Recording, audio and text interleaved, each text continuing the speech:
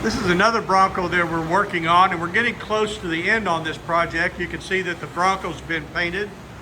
We have a roll bar in it that has lights inside the roll bar. And you can kind of see those LED lights right up there. We put new seats in it. The engine compartment is completely wired up, and thankfully you don't see any wiring there. You do see wiring over here that's going to be covered up, and that's for the air conditioning and some of the fuel injection system.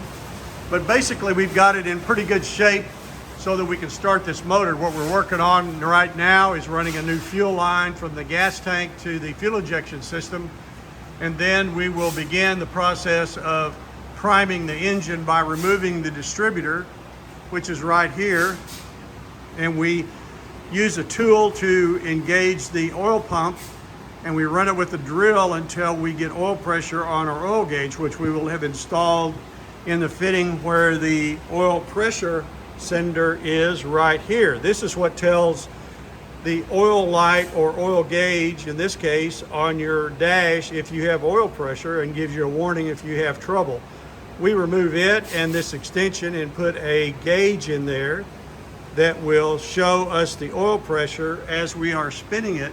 The purpose here is to make sure this engine is totally lubricated before we try to start it. We don't want to start an engine that doesn't have oil that has circulated throughout the engine and lubricated it well, and we have the cam covered in oil so that everything works smoothly. After that, then we will put the rest of the body on. It's much easier to try to work on this with the front grille off, so we'll get that done, get the fenders done.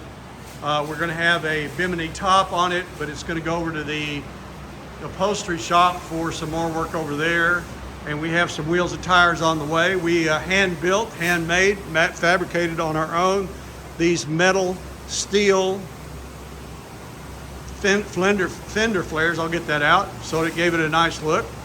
This is going to be a really great Bronco when we're finished.